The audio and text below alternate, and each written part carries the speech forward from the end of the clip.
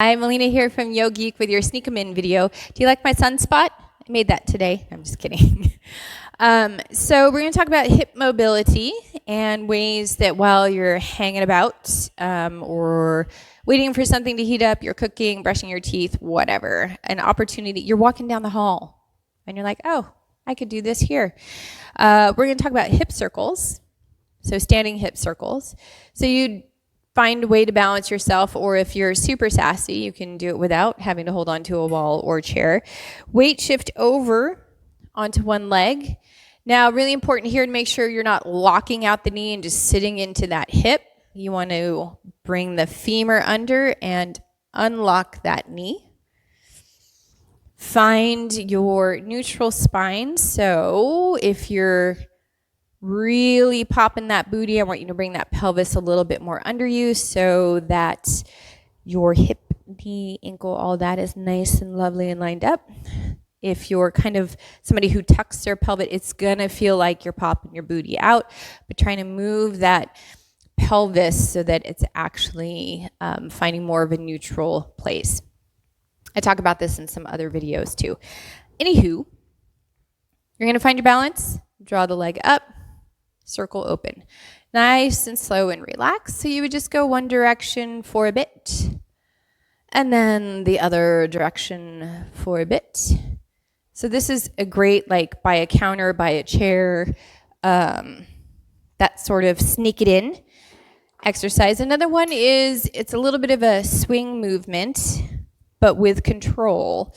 So weight shift over onto a leg. Again, finding that core engagement. So you're drawing up with the pelvic floor, low abs are engaged, good posture, nothing wonky's going on with the spine, nice neutral spine. You're gonna flex the foot and you're gonna bring it forward and bring it through. Bring it forward, bring it through. So you're not just kind of, you can speed it up only if it doesn't bother your back. But when you're doing this, you're not going into that crazy extension. You're not being all weird in your spine and just, even though that's kind of fun. But you're just gonna swing through so you get a little hip flexor stretch.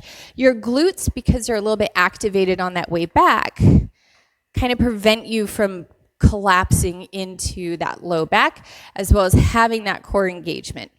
So if you have kind of a sensitive back, be careful with this one, or maybe just keep the movement small. You could do different circles forward and back if the swinging isn't great for you. All right, so those are a couple sneak 'em ins for a little hip mobility, kind of moving things around a little bit. One more is when you cross the leg in front and come out. So important to have the core engaged, mindful of how you're balancing. So maybe start off just slow and small, just feeling it out. Or you start to make the movement bigger.